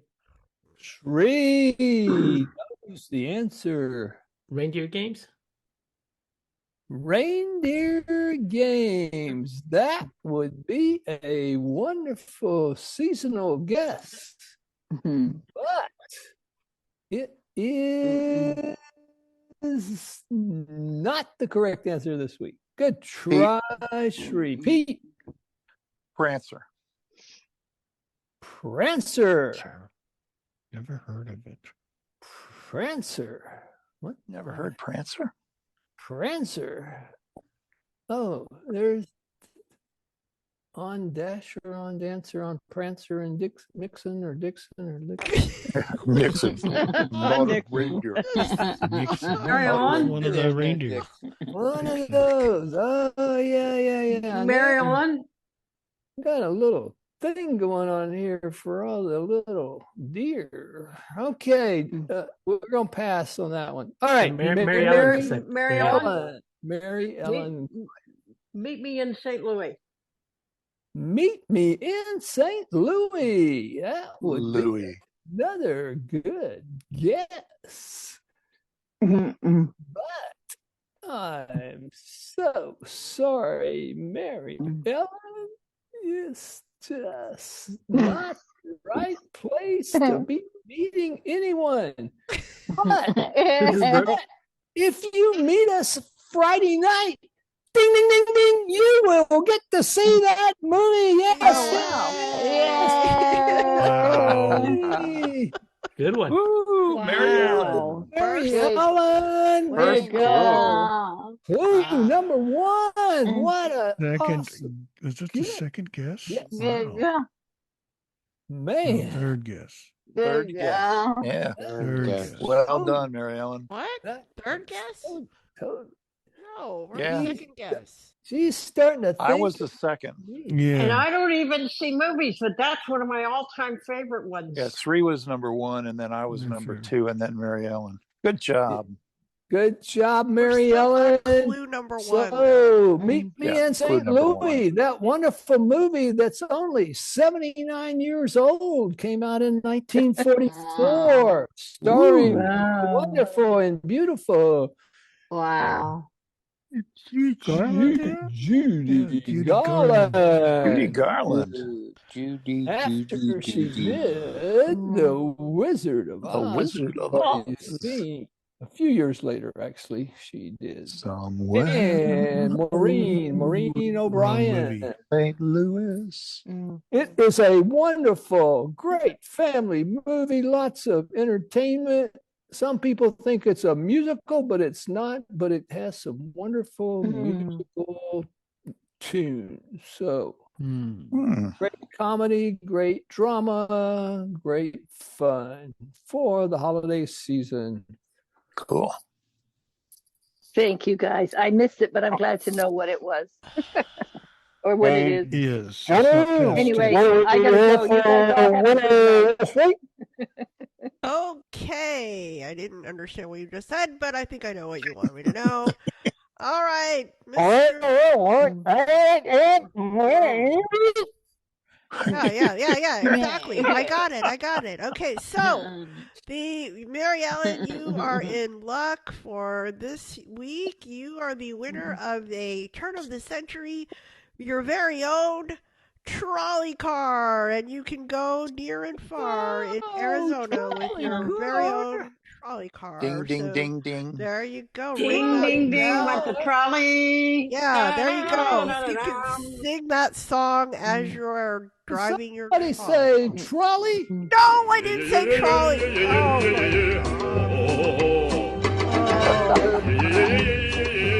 Gosh, that's what Chris started. That's Chris's fault. Okay, Mr. McCullough, would you like to say goodbye, please? I mean, would you like to say goodnight? Hello? Jump in bed and cover up your head, 'cause Santa Claus comes tonight. Santa Claus, Santa Claus, down Santa Claus Lane. He doesn't care. That's my cousin. All right. Welcome back after our little movie interlude. So the movie is Meet Me in St. Louis. So and I won't sing it because I can't sing. And you will hear that song many, many times throughout the course of the movie. That will be from 1944. I think he said 1944. Anyway, after that, what are we doing? We're going to go to our iBug Bites segment. Greg, are you ready, Greg? Yes, I am. Okay, so, what are you going to do? Well, in figuring out what to do for tonight's iBug Bite, I thought back when I was learning the iPhone, and the different keyboard layouts were real confusing. So tonight's iBug Bite, I'm going to look at the different keyboard layout options we have on the iPhone. So, Sandhya, take it away. You're not going to do the demo? Oh, you want me to do the demo? Yeah, Okay. Go ahead. Okay, all right. Thank you, Greg. Here we go. For today's iBug Bite, I wanted to return to the basics and talk about the different keyboard layout options that we have available to us on the iPhone and how we navigate between those different keyboard layout options. So to demonstrate that, I've opened my Notes app. I've tapped on the New Note button in the bottom right-hand corner of the screen, and now I'm in a text field. Note, text field, is editing, word mode, insertion point at start. All right, and whenever we've entered a text field or an edit field and double tapped on it, then that will automatically bring up the basic QWERTY keyboard. And it's called a QWERTY keyboard because the first 6 letters on the top row are QWERTY. But this keyboard has 3 rows of letters, and then on the 4th row we have our space bar. But let's take a look at that. I'm just going to drag down the left-hand side of my screen so you'll hear these rows. Note, text field, cap Q. Quebec. So I've got the row that starts with the Q. Cap A. Alpha. I've got the row that starts with the A. Selected, shift. I've got actions available. I've got the row that starts with the shift and then has other letters like the Z and V and C. All right, and then if I go down to the 4th row, space. I've got the row with the space bar. But if I flick to the left, so this would be right under the shift key, I'll hear a numbers key. Numbers. All right, so this would be the second of the keyboards that we can go to. The first being the QWERTY, the second, we've got a numbers keyboard option. Now, on all of these keyboard layouts that I'm going to talk about, at the bottom right-hand corner of the screen, you're going to have a dictate button. And for me, I've enabled a emoji keyboard. So for me, on all these keyboards, at the very left-hand bottom of the screen, I'm going to have an emoji key that would allow me to go to an emoji keyboard. But let's go back to that numbers key. Selected, shift, numbers. All right, and we're going to double tap on that. I'm in standard typing mode, so I'll double tap on that. Letters. Okay, and you heard letters. So now it's brought up a letters key so that if I want to go back to the letters keyboard, I could double tap on that. But for the time being, I'm in the numbers keyboard layout. So the top row of the numbers keyboard is going to be your numbers, 1 through 0. Note, text 4. 1. Okay, the second row. Hyphen. Second row is going to have some of the more common symbols that you might type. For example, the colon, the semicolon, begin and end parenthesis. I think it has the ampersand and the at sign. Okay, on the third row of this keyboard. Hyphen. Symbols. Actions available. Okay, I've got a row that starts with a key that is labeled symbols. So if I was to double tap on that, that would take me to a third keyboard layout option. But let me stay in this keyboard for right now, and if I flick right on this row, I'm going to have all of my basic punctuation marks, my comma, period, question mark, exclamation mark. So again, first row is numbers, second row is common symbols, third row is my punctuation marks. And that row, again, begins with an option for this to go to the symbols keyboard. Hyphen, symbols. Actions available. Okay, now if I was to go straight down from that symbols key, symbols, letters, I would hear a letters key, which again gives me an option to go back to my basic QWERTY layout. But let's go to the third of our keyboard layout options, the symbols. So I'll find that key and double tap. And this brings up our symbols keyboard layout. And this will have 2 rows of additional symbols.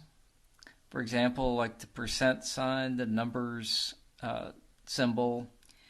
The third row of this keyboard layout has the same punctuation marks that the numbers keyboard layout had, the comma, the period, question mark, exclamation mark. But again, at the beginning of this third row, I have a key that is labeled numbers that will take me back to the numbers keyboard layout. And at the beginning of the fourth row, I have a key that's labeled letters that will take me back to the QWERTY keyboard layout. These keyboard layouts can be a little confusing when you first start using the iPhone, but over time you get used to them and get pretty quick at navigating between the different keyboard layout options. I hope this information has been helpful. All right. Do we have any questions on that or any comments? Those keyboards can be kind of confusing.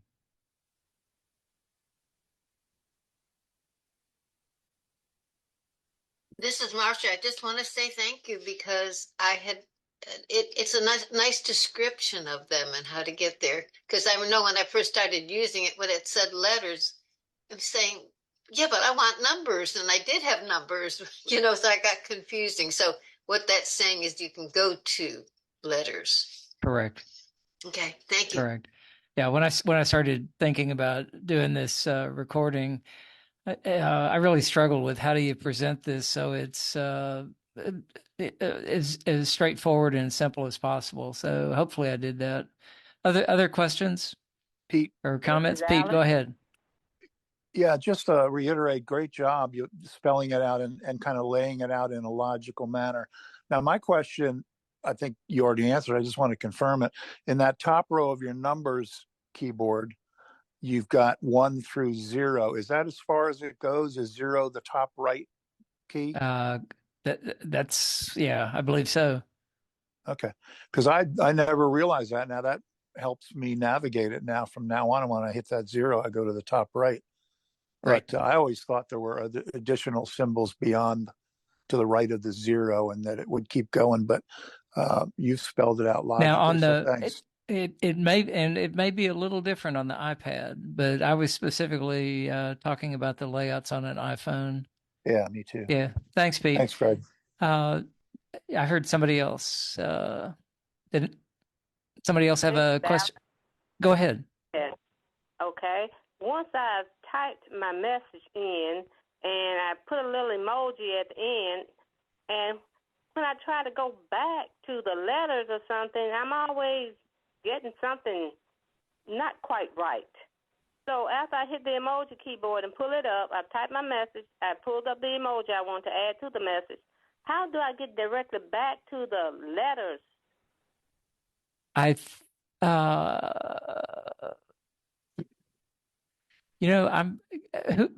who can help with that? I'm embarrassed to say I don't. I do that all the time, but I don't know if I scrub. I think I usually scrub out of the emoji. Sandy, do you remember how to do that? This is Cindy. Cindy, go ahead.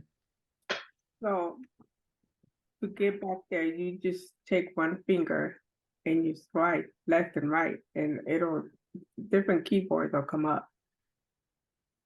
And then Okay. you can tap on the one you want. Yeah, look for the letters key on that emoji keyboard. If it's not there, I'll have to take a look at that. And This is Sonia. You go up and down on the keyboard on the phone, and it'll show up. The right there you can swipe up and down or left and right. Okay. Anybody else want to add a comment on that? Okay, just a reminder, we do not use the raise hand, but I think Deb has a question. You want to come off mute?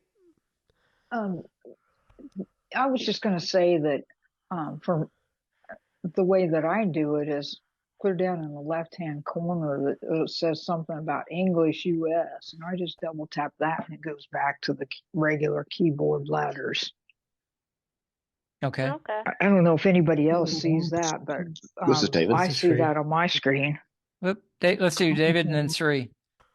Yeah, I think that's exactly right. When you're in emoji, when you want to get back to just your standard keyboard, it'll be labeled English US, but all those toggles are down there in the lower left-hand corner. The ones, for symbols, but there'll only be one at a time. You won't have multiple choices. You can have to toggle and then toggle again. It's, I think that's correct. Like, it's not going to give you all 4 choices in one layout. You kind of have to keep pressing that button, and then take you to the new keyboards. Once you're in the English keyboard, then you'll have the numbers option like you talked about, and then when you go to numbers, you need the symbols. You'll have symbols there, which symbols has more of the scientific symbols, the foreign currencies, all the kind of less used kind of brackets and all those kind of things.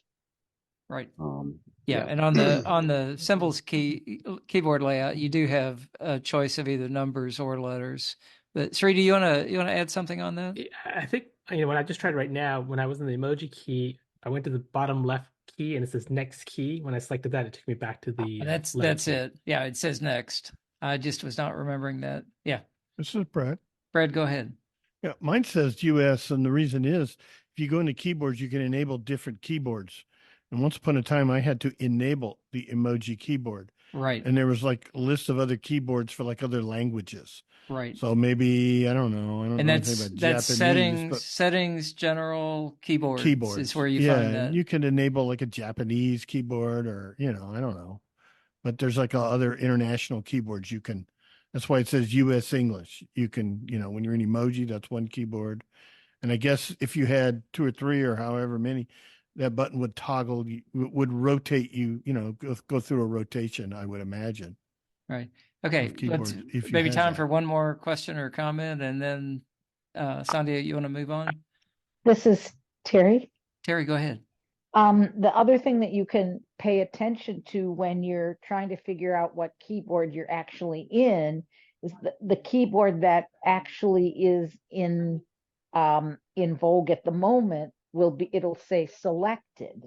And if you notice in Greg's demo, it did say selected when he had the letters keyboard enabled. And then when he went to numbers, when he went to that bottom left-hand part of the screen and he saw letters, it didn't say selected. But when he went to the icon that said numbers, it said that it was selected. So that's another way you can tell what keyboard you're in. Right. And you get, with the symbols, you get used to the ones you use more often. You get used to where they're located, and you can get there pretty quickly. Sandhya, do you want to handle any more questions, or you want to move on? Maybe one more. With anybody else? Something new? Question for Greg? Okay, very good. Thank you, Greg. All right. Very cool. Richard? Go ahead. With the letter keyboard emoji, mine is really weird because mine says next English, American English keyboard. And when I'm in that area of emojis, it's on the bottom left and it says next keyboard English American. And I hit that and it switches right over to the keyboard of letters. The QWERTY. Yeah, that's what mine does. No, you're on an iPad, right, Richard? Or yeah. Yes, and don't that kind of work generally the same? I hear. Sometimes the iPads sometimes they have a whole a line of numbers at the top, so that's actually a little different sometimes. I have a number button. Mine says emoji button. I hit that and it brings it up, and then there's a separate one that says number button and it brings up all numbers, and then it has the next keyboard American, and that's when I hit that and it brings up the letters. So okay, I'll have to go back because I thought before on the iPad you'd have a row of numbers at the top as well. You wouldn't have to switch because you have more space on the iPad. But it's been a while. Maybe I'm wrong. Okay, thank you, Richard. Thank you. Okay, anybody else? Okay, we're moving on.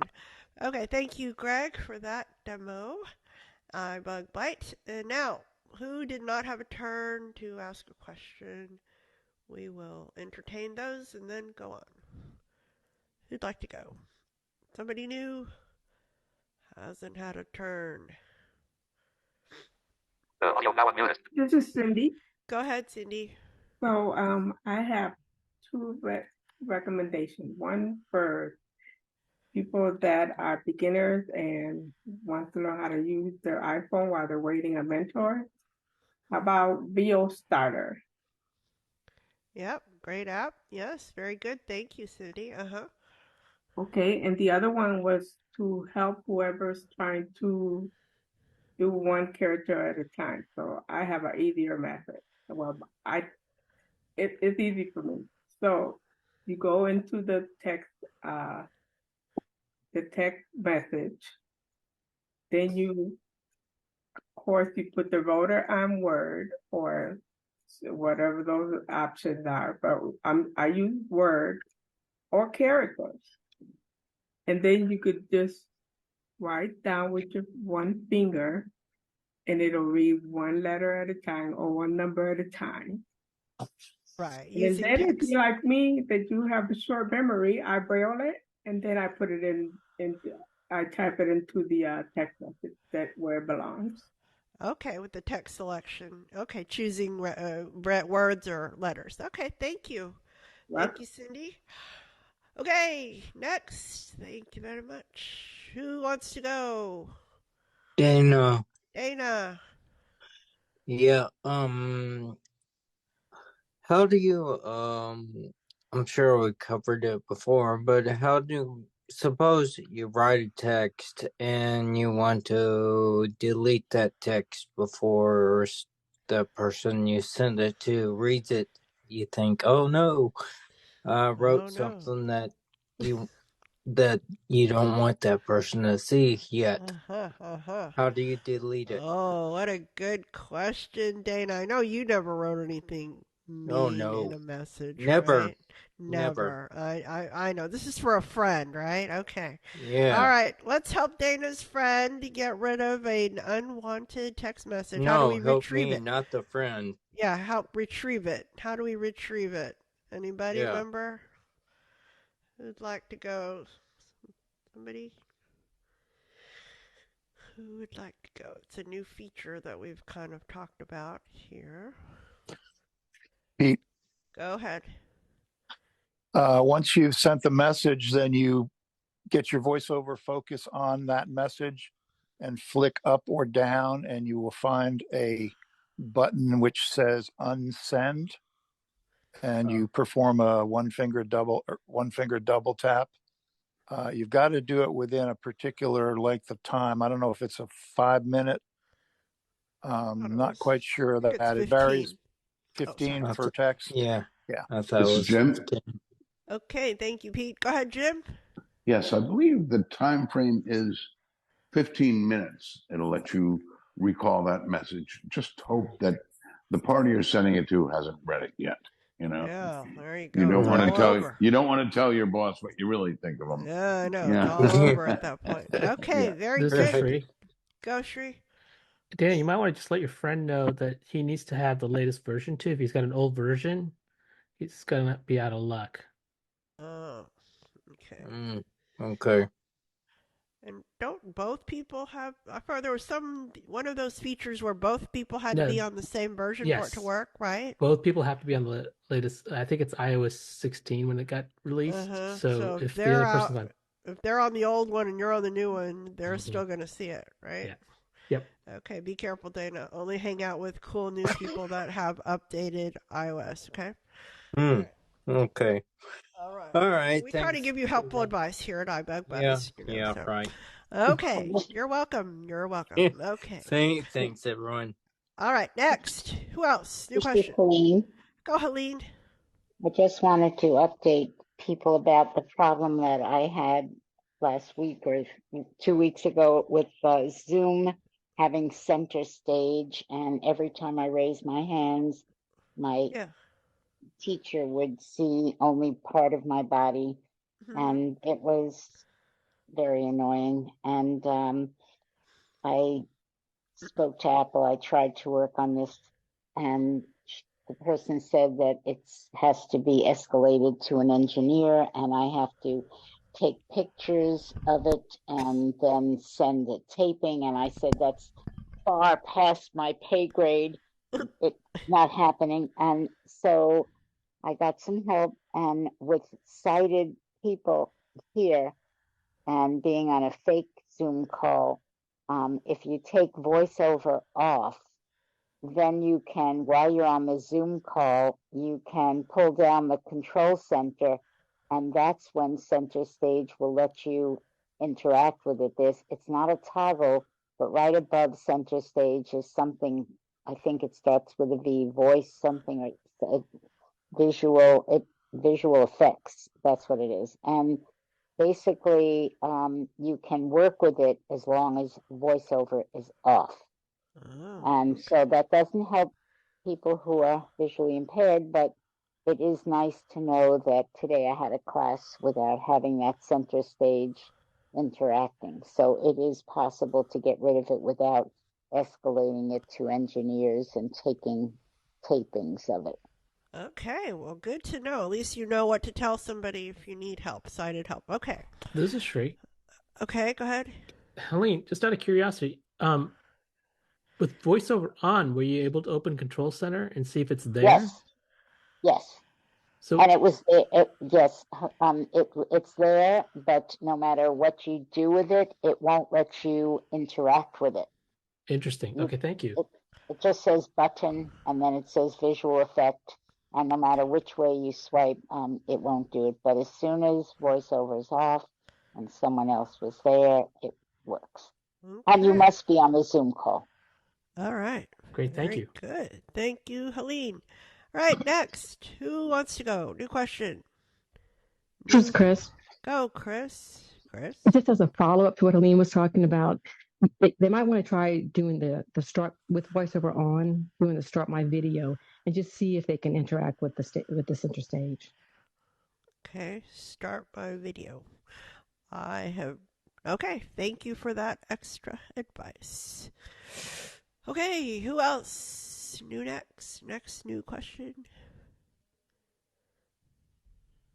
Who would like This to is go? Terry. Go ahead. Seeing AI and I don't think I missed a few minutes of the first half, so let me know if you've already talked about this. The ways to access the various what are they called? Channels. Channels, yes. Yeah, we haven't talked about that yet. Okay. I after our meeting yesterday, after the workshop, I went in there and I had to swipe up and down in order to go from one channel to the next, not swiping from left to right at the bottom. You can put your finger on icons, whatever icon happens to be there, and you can move your finger around the phone and hear the icons. But in order for me anyway, and I'm using iOS 16, in order for me to access, to move from one channel to the next, I indeed had to swipe up and down. One finger swipe up and one finger swipe down. So the debate that we were having yesterday during, selecting the channels within Seeing AI was I said that they were listed vertically on the right side, and others said that they were listed horizontally on the bottom of the home screen. And so I actually have a little vision, and I put it up to my nose, and I do see several little boxes, I'm assuming are the channels that are going across the bottom of the screen. But what happens, I'm assuming that's what they are, but what happens is if you move up from the bottom of the home screen, and the first thing, no matter where you are, the first thing it says is short text. So you cannot go to the top of that list, which is light. You have to go through all of the channels. I'm not explaining it, but it was very interesting how if you, from anywhere from the bottom of the phone that you moved up, the only thing you would get to was short text. This is So Brad. go ahead, Brad. But whenever you open the app, It always starts off on short text. And yes, there is a bar across, and it has little icons on it. I have no idea how it will work without voiceover. Yeah. But you have to put focus on that bar, and then, like Terry was saying, you flick up or down. Right. Right. But the bar, and then is moving you. When you flick up, it's going from left to right. Right. Yeah. Now, when you land on a channel, like for example, Worldview, and then you leave it there, I believe when you slide your finger up, it's going to say Worldview because that's what you've got its focus on.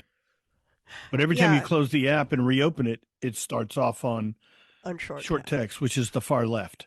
Yeah, I think that's the first channel. It's counterintuitive, even though we're moving. So it is listed vertically, but you are swiping up and down to move left and right, which is sort of counterintuitive. But... It's kind of. Okay, go ahead, Jim.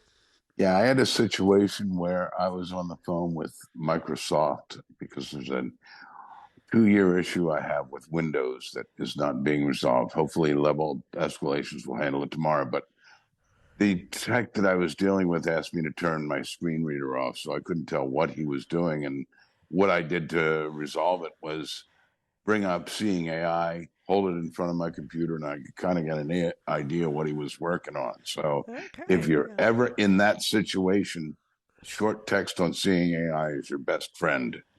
Right, and I believe we've talked about Be My AI has a Windows component, even though we do not do Windows on here. But okay, thank you. All right, there we go. This is Shri. Go. Just for your defense, there are 2 boxes that are vertical, so just. Okay. All right. I have no idea. This one, there were at least 7 or 8 little rectangles there. Anyway, I'm going to get somebody to look at it, see if it's really what I think it is. Okay. I did have my wife look at it, and she said it is in the bottom row. Okay. Okay. Very good. Next question, new topic. This is David. David. So I purchased a item I think might be handy for a lot of us. It's for AirPods. It's a case. Of course, they have those like silicone cases that are kind of like stretchy that go around. And I did try one of those, but eventually it got kind of, stretched out, and then the thing started falling out of it. And I almost lost my AirPods a couple of times because the whole AirPod thing just fell out of my. Oh my gosh. Silicone case. I have it clipped. You have a little carabiner you can clip to your belt, and and you think, oh, okay, it's going to be secure, but and it doesn't really have. I guess I could have glued it in there, but I didn't really want to do that. So I tried this one product. It's called the company called ESR. E as in Edward, S as in Sam, or R as in Roger. It's called the ESR for AirPods case, and it's very secure. It's almost like an OtterBox for your AirPods, but maybe not that heavy. But it's very solid. The thing fits in there really, really tight. It has a little bit of glue that kind of keeps the top on, so the top keeps attached to the top of your AirPod. And you open it up, of course, the same way, and it has a magnet. So you got double magnets. Then you got the original magnet on the AirPods, and you got the magnet on this case. And it's just very sturdy and has a nice clip on it. So if you need like a stocking stuffer or want to buy it for yourself, it's about $20. So it's a good investment because these things are, $250 and up, Right. Yes, I've lost my AirPods almost lost them several times, with these. Wow. No case or flimsy case. I can't stand the no case because it's so slick. The thing feels like it's going to slide out of your hands. So this is something, so you've always had some kind of a covering on the case of the AirPods? After about a couple of weeks of having them, I immediately got one of those silicone, because it was pretty cheap. It was like $8, but I'm upgrading. I'm not sure if there's one better than this. But this one seems very. I give it 5 stars. So. Just remember, in the early days, David, didn't you have a history of going through EarPods, like multiple sets of them, right? A long time ago. Well, those wired, the wired ones I used to, the cords would get kind of shorted out, so like one side would identify, and the other side wouldn't. Yeah. Yeah, I went through all those Apple, the Apple EarPods, the wired ones. I used to go through those about every 6 months. Yeah, that's what I thought. And when we used to meet over at the Apple store, I used to take my old ones, and they'd always replace them, with new ones. Pete. Yeah, that's why they stopped that program now. Yeah, I might have Good ruined job, it for David. everybody. Yeah, good job. Okay, go ahead, Pete. Next. I was just going to ask David. David, have you sought out help for that? Yeah, no, it's an addiction. Oh, help with my earphone problem? Yeah. For destroying your earphones, yeah. This is Shree. Yeah. Okay, go. I'm Next. 2 years on these. These have lasted 2 years. So I'm all right. Okay. All right, go, Shree. David, have you tried hairspray? Apparently it fixes a lot of things. Oh, Okay. yeah. Yeah, that's what we're going to try. Okay, next. New question. Thank you, David. New question. We have our turn. Okay, well, anybody? This is Alice. Go, Alice. Yes. I like seeing AI, but when I try to use the color identifier, I put the item on a solid color background. Make sure my background is solid color.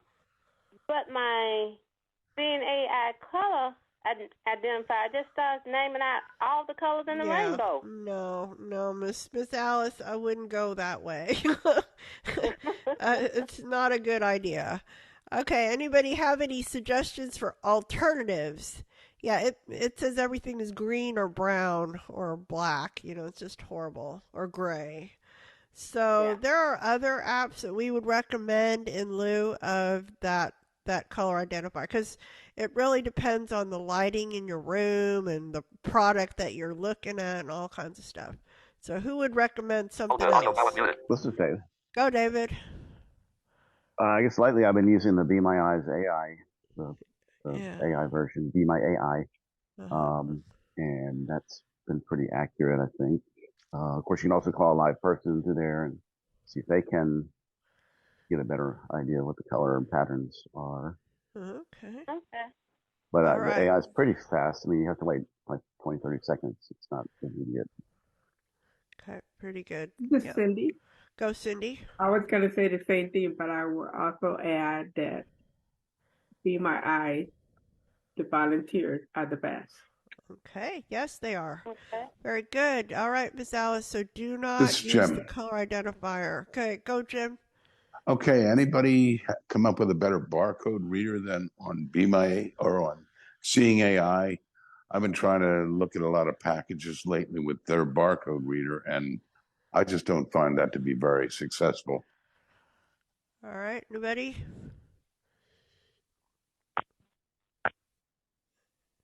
Okay. Guess not. What we sort of talked about yesterday, Jim, on the call. I thought that it was fine. I was doing the product, searching barcodes, and it did seem to, it took a while sometimes, but it seemed faster than it did a long time ago, because, the barcodes are a little bit difficult. But the other solution that I suggest is forget the barcode. I mean, unless you really need nutritional information or something like Right. that, and you just use short text, and it'll just tell you what it is. Oh, okay. All right. So- I'll give that a go. Thanks. Yeah, because by the time you're going to pull all your Yeah. hair out. Well, with- and my hair's thinning.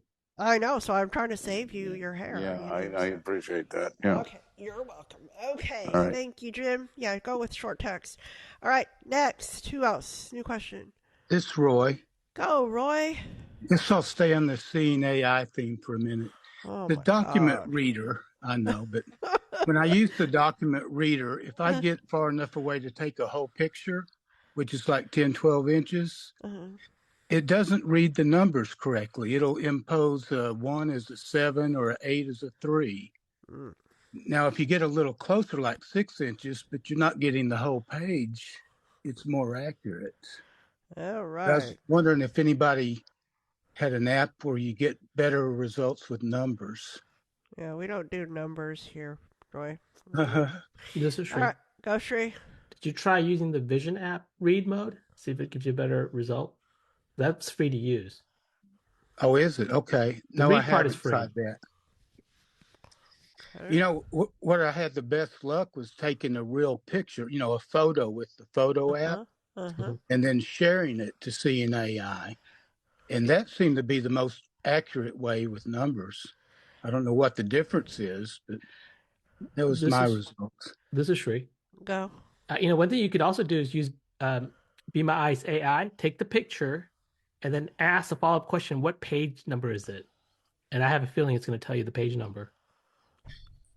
It's Roy. It's not the page number. It's like reading credit card numbers. So 16 digits, picking that kind of thing up. It'll say an 8's a 3 and a 7's a 1 consistently. I just wondered if anybody was getting better results than that. That's all I had. This is Sonia. Another way to get text, just with the camera app, you're able to, it reads text pretty well as well. I mean, it'll say detecting text. So you might try that too. This is Brad. Go, Brad. Yeah, I found you can do that, but you can also take a picture of it and then open the picture in the photo app. And there is now a detect, what is it called? God, I never remember these things. Live text. But is it detect? Well, it's not detect text. But anyway, you can read the image, because when we did a demo back in the summer at the ACB Texas convention, I went to the restaurant and I took a picture.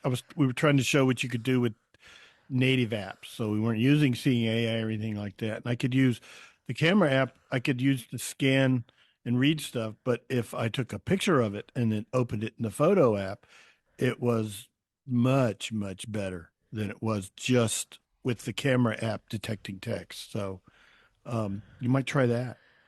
All right, Roy. Okay, thanks. I will. Share your credit card number with iBug later on, okay? Okay, thank you, Roy. All right. This is Dana. Dana. Hey, I was trying to unmute when Jim was talking. I think I heard him say he was having trouble with Seeing AI with a barcode scanner. Yeah. I have better luck with the Super Sense barcode scanner. A blast from the past. Super Sense. Okay, that's a paid app. This is Jim. Are they still supporting Super Sense? I didn't know whether that was still around. Yeah, I think so. Yeah. Because you don't see much from them anymore. Like they used to put out an announcement, around the holidays, get it for half price and blah blah blah. Well, Dana's using it, so I guess. Okay, all right, I'll give that a shot. But Thanks. it is a paid app. I don't know how much it is. Yeah, I know. It's always I'm not been. sure either. Hang on. Okay. All right. Thanks, Dana. Let us Sure. know, Jim. Okay. All right. Next. Chris. Chris. For Roy, there was an older app. I don't know if it's still supported. I have it still on my phone called Prismo Go. It was very similar. It would take a picture. Either way, you could use short text, or you could take a picture, and then it would tell you what was in the picture. So if it's still workable, you might want to try that one, Prismo Go. Oh my God, we're getting way further and further back here, people. Okay. Sorry. No, that's like, these are like, we used to, those are like the beginning when we started out. Those are the ones, and that's so cool that they're still there. Yeah, I still see it in my share sheet. So yeah, I still have, and a quick little tip for the scrub gesture: if you don't want to use the horizontal Z action, you can just do the vertical 2 fingers, like you're doing a 2-finger swipe down on the screen. You can just use 2 finger and keep it in contact with the screen about an inch or so, and just go down, up, down, up. That will scrub also. Okay. Yeah. So the scrub is just going back and forth, whichever way you want to go, vertically or horizontally. Yes. Keeping your 2 fingers on the screen and go from right edge to left edge, or left edge to right edge, but go back and forth. This is Roy. What? This Go, is Roy. Roy. Yeah. I agree. I do the one up and down with 2 fingers. It's better than side to side, but I call it the 2-finger tickle. I don't know why I wanted to share that. Okay, Roy. Yes, Chris. Okay, Chris, go for it. Tickle. Tickle me pink. I know. It's not side. It's not side to side. It's really up and down. It's vertical. Yeah. It's vertical. Okay. Yeah. I thought it's a Z. So you It can, is, but you can do it up or down. There's two ways to do it. okay, right. Okay, we can make the Z vertically or horizontally, right? It doesn't have, sorry, Chris. Uh-huh. Doesn't have to be a Z. It's just straight up and down. Oh, straight up and down. Okay, got it. Got it. Okay. Okay, scrubbing away. All right. This is Brian. Or tickle. Okay, Vincent and Brian. Go, Vincent. Vince, Brian. Okay.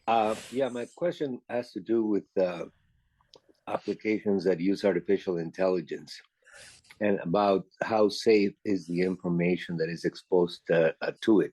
Since it is an application, a program that is trained to learn from its use by the user, how safe is the information? Let's say when we're using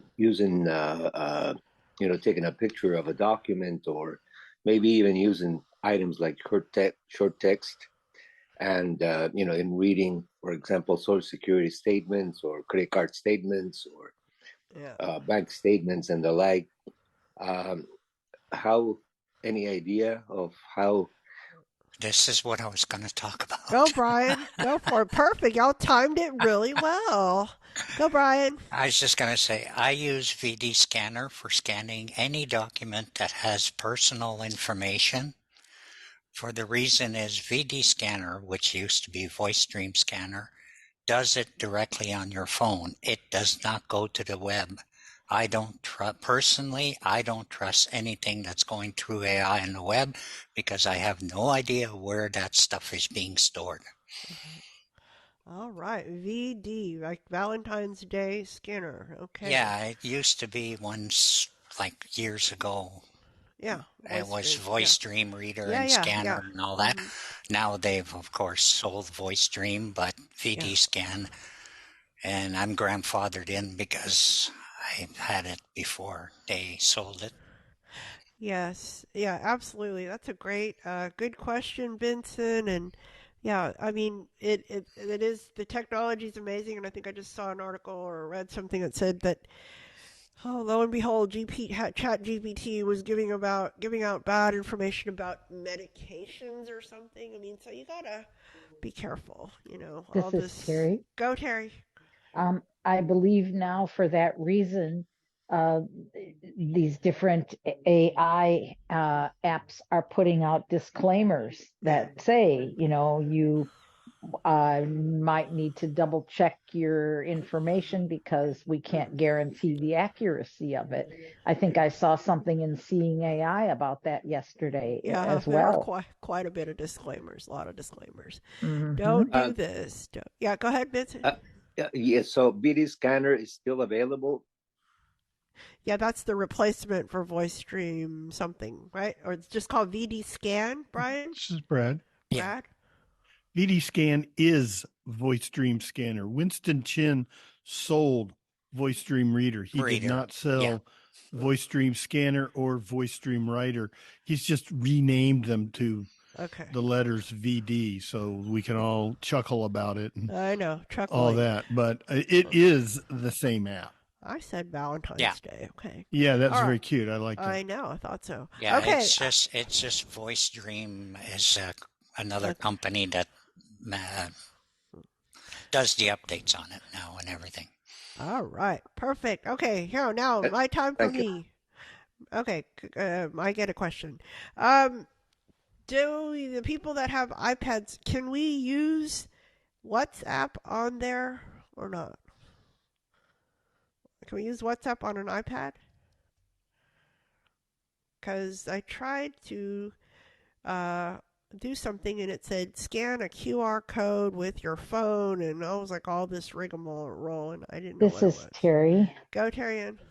I believe you can, but you have to either use a barcode, scan a barcode in order to activate it. But now they also have a thing where you can activate it using a phone number. So you don't have to try to scan a QR code. Yes. Oh, thank you. Because I saw that and I'm like, oh, I was like a little intimidated, but okay. All right. Thank you. All right. Who else? Do question, comment? Who'd like to go? problems. Oh, I will have to say, I was so excited. I had to type in we had to update my burglar alarm system, and I had to get it sent you a password. And thanks to our demos that we've done, one of the iBug Bites, I think it was Brad, and it said, okay, import password from messages. And I'm like, yeah. And there it was. I didn't have to type it in or anything. It worked beautifully. There you go. It was so cool. Yes. Okay. This is Jim. Jim. I had something interesting over Thanksgiving. I was visiting my son and I said, can I have your Wi-Fi connection? He said, yeah, sure. He said, I'm going to share my password with you. And I went into settings and Wi-Fi, and he just went to opened up his password, hit share, and it was input right into my phone.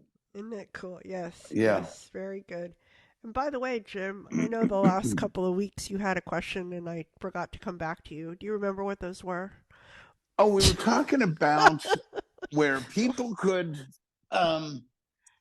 supposedly scan your information off of your phone. Yes. And I have since found out that at least on my phone, it would only allow people that were in my contact lists to do that.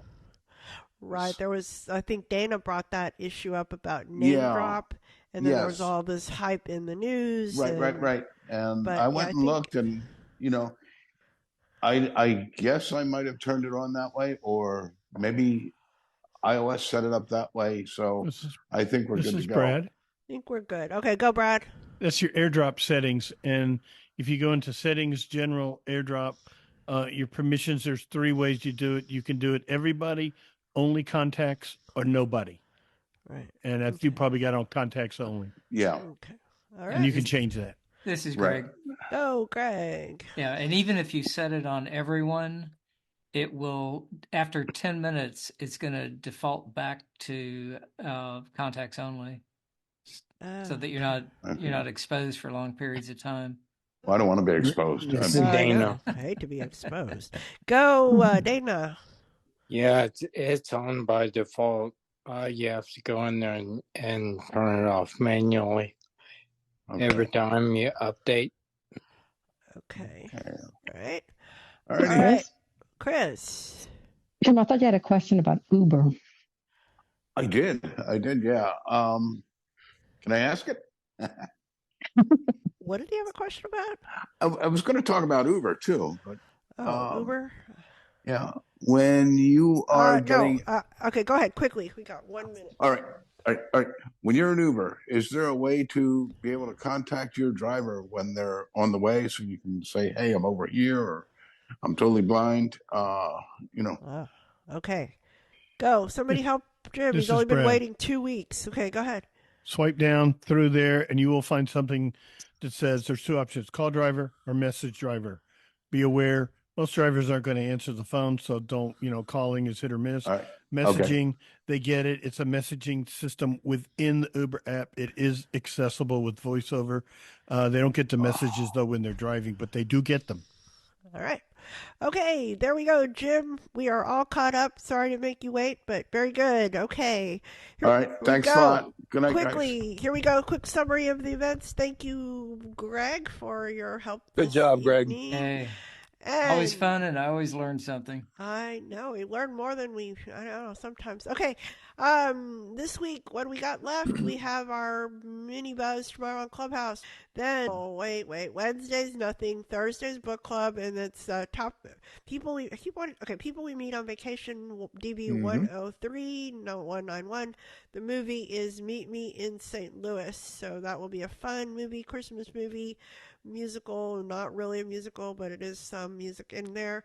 And then come back for our holiday edition of our iBug Apple Workshop on Saturday from 2 to 4. And then we'll still be back here next week. So that will be the last buzz call of the year. So it should be fun. But hang on, and I hope that y'all will come for some or all of our events for this week.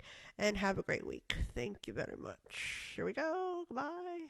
All right, Okay. Andy. She's got to get to St. Louis. Ha ha ha. Goodbye. 5, 4, 3.